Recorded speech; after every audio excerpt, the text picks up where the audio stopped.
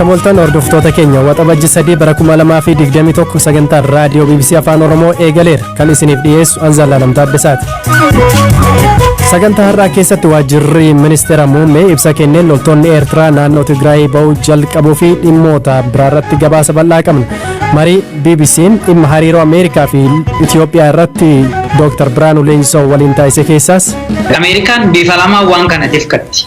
Tokko humna qabdu fayyadamtee naannoo kanatti waan hin barbaanne irraan dhiibbaa ga'uudhaan ka barbaaddu immoo qabatteeti. So dippiloomaasiidhaaf humna walitti maktee fayyadamte jechuudha. Boordiin filannoo biyyaalessaa Itoophiyaa obbo Iskender Naggaa dabalatee aangoota paartii Baaldiraas filannoo irratti akka hirmaataniif galmeessuu jalqabus qabanneerra qopheessituun Firaa'ol Balaay.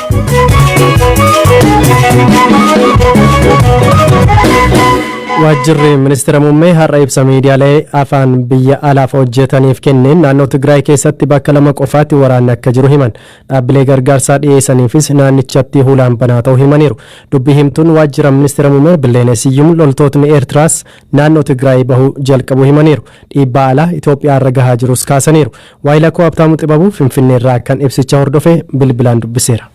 Haala yeroo ammaa naannoo Tigraay keessa jiru wajjin wal qabatee dubbiimtuun waajjira ministeera muummee Billeenee Siyyum kan isaan dubbatanii iddoowwan baay'ee naannichaa yeroo ammaa kana naga qabeessa ta'uu isaanii fi keessattuu gareen TPLF yookaan immoo adda bilisa baasaa uummata Tigraay kan dhiyeenya kana paarlaamaa Itoophiyaatiin shoroo keessadha jedhamuudhaan labsame iddoowwan 2 qofatti sochii taasisaa akka jiru kan lolli adeemaa jirus iddoowwan 2 kunneen itti akka ta'ee fi darbee immoo iddoowwan birootti illee haleellaa raawwachaa akka jiru kunis immoo sochii taasisaa akka jiruu fi naannichi naga qabeessa akka hin taane agarsiisuudhaaf yookaan fakkeessuudhaaf akka ta'e himaniiti kan isaan jiran. Tole ibsi gidduu kana bahee tokko jiraattonni naannichaa persentaa 90 ol ta'an deeggarsa ariifachiisaa barbaadu kan nyaataa jedha ture. Kana irratti waan isaan jedhan waan galaa jiru waan dhaqqabaa jiru jira. Iyyin akka odeeffannoo isaan laatanitti mootummaan Itoophiyaa yeroo rakkoon kun itti eegalerraa kaasee gargaarsa namoomaa taasisaa akka jiruu fi marsaawwan 3 marsaa jalqabaatiin namoota miiliyoona 4.5 marsaawwan lammaffaa fi sadaffaatiin immoo namoota miiliyoona 4.3 gargaarsa namoomaa taasisaa turuu isaati kan isaan himanii. Gama biraatiin dhaabbileen mirga namoomaa falmanii fi biyyoonni addunyaa gurguddoon bira sarbamni mirga namoomaa gurguddaa fi ajjechaan jumlaa naannicha keessatti gaggeeffamaa jira kan jedhu ibsa baasaa turan. Asirratti wanti gaafatame yookaan jedhame yoo. Iyyin dhimma kanarratti kan dubbatan abbaa alangaa waliigalaa kan ta'an Dr. Geediyoon Ximootiyoos dhimma kana wajjin wal qabatees keessattuu haleellawwan gama garee TPLF'n raawwatamaniiru jedhama wajjin wal qabatee shakkamtoonni to'annoo jala oolanii kan isaanii qorannoon irratti adeemsifamaa akka jirudha kan isaan dubbatanii ajjechaa maayikaadraa wajjin wal qabatees namoonni to'annoo jala oolanii seeratti dhiyaatan akka jiran kan isaanii immoo gara Sudaanitti kan baqatanillee akka jiran Dr. Geediyoon Ximootiyoos himanii jiru. Humnoota yookaan immoo loltoota Eertiraa miseensota raayyaa ittisaa Itoophiyaa fi akkasumas milishaa naannoo Amaaraa wajjin wal qabatee keessattuu ajjechaa lammiilee nagaa fi haleellaa yookaan miidhaa saalaatiin komatamaa turuun isaanii ni yaadatamaa dhaabbilee idil addunyaa garaagaraatiin akkasumas biyyaalee garaagaraatiin jechuudha. Dhimma kan wajjin wal qabatee abbaan alangaa waliigalaa Dr. Geediyoon Ximootiyoos loltoonni yookaan immoo miseensonni raayyaa ittisa biyyaa Itoophiyaa 28 ta'an ajjechaa lammiilee nagaa wajjin wal qabatee himanni irratti akka baname akkasumas immoo miseensonni raayyaa ittisa biyyaa 25 immoo haleellaa yookaan miidhaa saalaa wajjin wal qabatee himanni irratti banamuu isaati kan isaan dubbatan. Itoophiyaan gama dippiloomaasiitiin dhimma naannoo Tigraay fi keessoo ishee wajjinitti wal qabate dhiibbaa gurguddaatu irra gahaa jira. Keessumaa Ameerikaa kaasuun ni danda'ama. Kanaan wal qabatee dhiibbaa Itoophiyaa irra jira gama jedhamuuti wanti jedhame jira. Iyyin Zalaalam keessattuu yeroo dhiyootti as walitti dhufee yookaan hariiroon Itoophiyaan Ameerikaa yookaan United States of America wal qabdu bifa gaarii dhabaa akka jiru ni beekama. Dubbiimtuun waajjira ministeera muummee Billeenee Siyyum kan isaan dubbatanii hawaasni addunyaan bal'aan akkasumas immoo miidiyaaleen hojii mootummaan Itoophiyaa nagaa buusuudhaaf hojjechaa jiru dagataniiru yookaan immoo haalaan hubachaa hin jiran jechuudhaan himaniiti kan isaan jiranii. Kana malees immoo oduuwwan sobaa maallaqni biyyaa saamame itti ramadamee tamsa'aa jiranis mootummaadhaaf rakkoo yookaan immoo qormaata ta'uu isaaniiti kan isaan dubbatanii. Akka fakkeenyattis suuraa dhaabbanni Human Rights Watch tibbanatti fayyadameera jedhan kan biyya Yamanitti ta'e haa ta'u malee akka waan Itoophiyaa keessatti ta'etti faayidaarra ooleera jechuudhaan kaasanii jiru. Kana malees immoo mootummaan Itoophiyaa meeshaa waraanaa keemikaalaa lammiilee naannoo Tigraay keessatti argaman irratti fayyadameera kan jedhus gabaasni sobaa miidiyaalee gurguddoo idil addunyaatiin hojjetamuusaa. Kana malees immoo dhiyeenya kana oduun bifa sobaatiin qindeeffamee fi ministeerri muummee Abiyyi Ahmed dubbataniiru jedhamee tamsaafamees agarsiistuuwwan qormaata oduuwwan sobaa mootummaa Itoophiyaa irratti xiyyeeffatanii adeemaa jiran akka ta'an Billanneesiyyuum himaniiti kan isaan jiran. Tole Abtaamu, haala naannoo Tigraay wajjin wal qabatee loltoonni Eertiraa biyya keessaa akka baafaman irra deddeebiin gaafatamaadha kan ture mootummaan Itoophiyaa. Maaltu jedhame kanaan wal qabate? Dhimma kanas guyyaa har'aa gaazexeessitoonni dubbimtuu waajjira ministeera muummee kan ta'an Billanneesiyyuum gaafatanii turanii akka isaan jedhanitti loltoonni Eertiraa Itoophiyaa keessaa akka bahaniif qaama dhimmi ilaallatuun gaafiin dhiyaatee jira. Akka gabaasa ministeera ittisaattis loltoonni Eertiraa bahuu eegalaniiru. Adeemsichis akkaatuma waliigaltee qaamolee dhimmichi ilaallatu gidduutti taasifameen kan raawwatamu ta'a jechuudhaan himaniiru. Tole Abtaamu, gabaasa nu biraan dhaqqabsiisteef guddaa galatoome.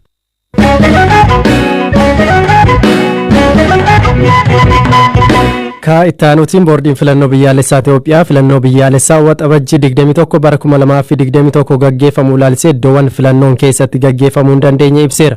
Naannoo Oromiyaa keessaa iddoowwan 7 keessatti filannoo gaggeessuun akka hin danda'amne boordiin kun ibseera. Firaa'ol Balaayee dabaltee isinitti himti. Boordichi ibsa kaleessa marsaa hawaasaa irratti baaseen naannolee Oromiyaa, Beenshaangul Gumuz, Amaaraa, Somaalee fi uummattoota kibbaa keessatti iddoowwan filannoon itti hin gaggeeffamne tarreesseera.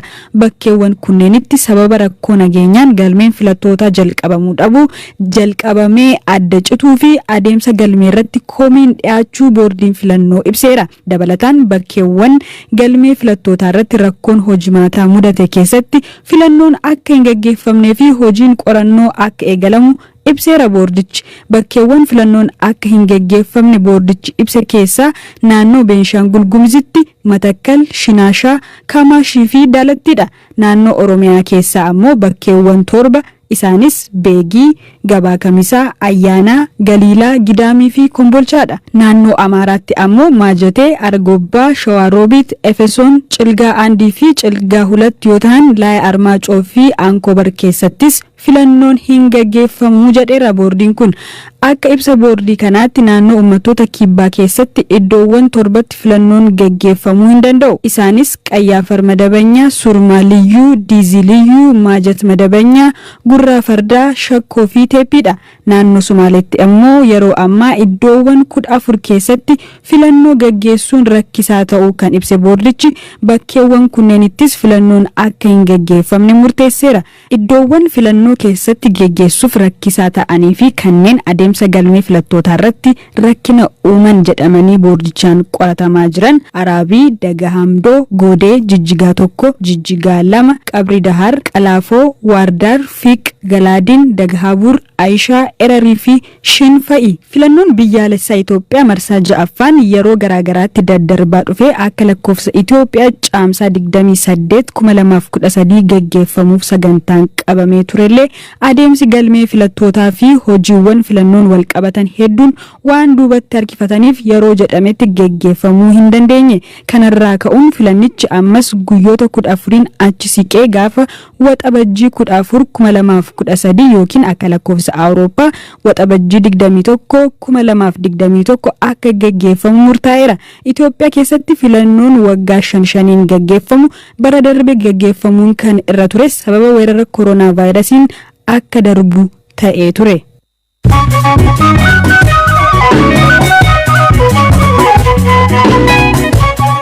Sagantaa raadiyoo BBC Afaan Oromooti kan caqasaa jirtan gidduun oduu gabaabseen isinitti hima. Boordiin filannoo biyyaalessaa Itoophiyaa obbo Iskender Naggaa dabalatee aangawoota paartii Baaldaraas filannoo irratti akka hirmaataniif galmeessuuf akka jiru ibse. Boordichi kana dura murtii dhaddachi jibbaataa obbo Iskender Naggaa fa'aa kaadhimummaan galmaa'anii filannoo irratti hirmaachuu akka danda'aniif dabarse hojiirra oolchuuf narra akka jechuun isaa yaadatama. Baankiin dhalarraa bilisa ta'ee fi hawaasa musliimaa tajaajiluuf hundaa'e baankiin Zamzam hojii eegaluu daarektarri boordii fi hundeessitoota baankichaa keessaa tokko kan ta'an Dr. Idris Muhammad BBC'tti himan. Baankiin Islaamaa kana dhalarraa bilisa ta'ee banamuunsaa walqixxummaan dinagdee amantiiwwan gidduutti uumamaa jiraachuu isaaf agarsiistuu guddaa tokkodha jedhan Dr. Idris. Pireezidaantiin Olompikii Tookiyoo Seeko Hashimoto dorgommichi barana gaggeeffamuunsaa dhibbatti mirkanaa jedhan. Haa ta'u malee dorgommiin kun sababii kooroonaa vaayirasiitiif jecha daawwattoota malee akka gaggeeffamuuf qophaa'uu qaba jechuun mirkaneessaniiru.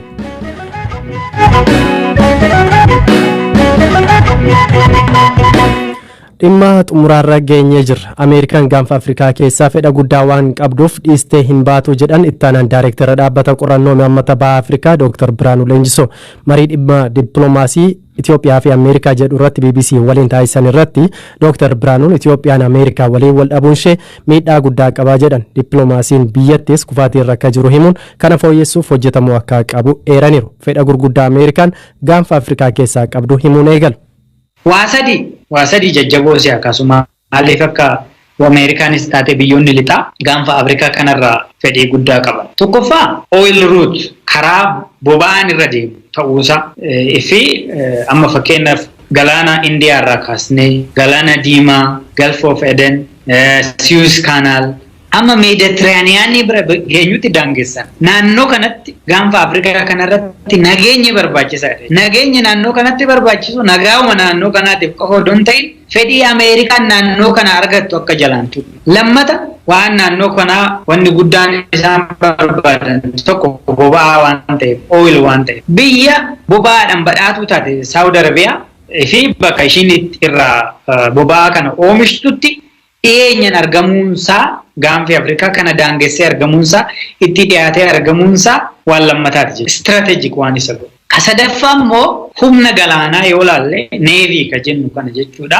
Biyyoonni jajjaboon humna galaanaatiin addunyaa irratti olaantummaa argachuu barbaadan Ameerikaas dabalatee Chaayinaas, Raashiyaas, Indiyaas yoo laalle naannoo kanarra kutanii darba. Kutanii irra darbuu qofaa miti. First grade, first level port ka jedhaman bakki itti buufanni guguddoon baay'een kan argaman naannoo kanatti. Sababoota kana sadeen qofallee fudhannee yoo ilaalle naannoon gaanfa Afrikaa kuni biyyoota guddatan, biyyoota misooman, biyyoota fedhii naannoo kanarraa qaban kanaaf iddoo xiyyeeffannoo guddaa argatu. Kanaafuu naannoo kana tasgabbeessuu wanni jedhu sun waan iddoo guddaa qabu. Nageenya naannoo kanaa tasgabbeessuun fedha Ameerikaa isa guddaa akka ta'e ni beekama. Amma Ameerikaan fuula ishee dhimmoota kana haala Itoophiyaa wajjiniitiin qabdu yeroo ilaaltu tarkaanfii biraatti waan ce'aa jirtu fakkaata. Fakkeenyaaf yeroo dhiyeenyatti Keeniyaa wajjiniitiin shaakala waraanaa taasisuudhaatiif walii galtee irra gahanii jiru. Kana jechuun biyyoota baha Afrikaa fi gaanfa Afrikaa kanneen Sudaan wajjiniitiin yookaan Masrii wajjiniin yookaan Keeniyaa wajjiniin hojjechuutiin sana Ameerikaan kabachiifachuu hin dandeessu. Miidhamni isaa gara kam deema? Walitti dhufeenya Ameerikaa fi Itoophiyaa gidduu jiru cabuunsaa yookiin gadi bu'uunsaa rakkoo uuma jedhee nama amanuutiin jedhee jira. Kabiraa biyyoota biraa wajjin walitti dhufeenya humtee fedhii qabdu kana guuttachuu hin dandeechu ka jedhuu fi Ameerikaan bifa lamaa waan kanatiif katti. Tokko humna qabdu fayyadamtee naannoo kanatti waan hin barbaanne irraan dhiibbaa ga'uudhaan ka barbaaddu immoo qabatteeti. So dippiloomaasiidhaaf humna walitti maktee fayyadamte jechuudha. Itoophiyaan biyyoota arfan gaanfa Afrikaa jiran kana keessa fedhii Ameerikaa tiksuudhaaf humnaanis bakka jirtuunis iddoo jirtuunis biyya mijattu. As keessaa hoo dhabde alaabaatee fiduun Ameerikaadha waan filannoo hin qabnedha. Kanaafuu dippiloomaatiik shift yoo jiraate Itoophiyaa irratti rakkoo ga'a. Fedhii adda addaa Ameerikaa irraa qabdu hin dhabdi. Lammata immoo biyya biraatu dhufee naannoo kana to'achuudha. Alaa jechuudha. Maaliif biyyoota arfan gaanfa Afrikaa keessa jiran ala yoo ta'e dhiibbaa biraatu dhufaa jira. Kanaafuu Itoophiyaan ammallee walitti dhufeenya Ameerikaa wajjin qabdu sirreessuu fooyyessuu qabdi. Naannoon gaanfa Afrikaa kun naannoo biyyoota adda addaatiin barbaadan. Chaayinaadhaan, Indiyaadhaan, Raashiyaadhaan, Turkiidhaan biyya barbaadan fedhii asirraa qabu waan ta'eef. Ameerikaan humna qabdi fedhii ishii yoo dhiibde rakkoo biraatu sirraan ga'uu dandeechi. Ka jedhu sun garuu amanamuu qabu.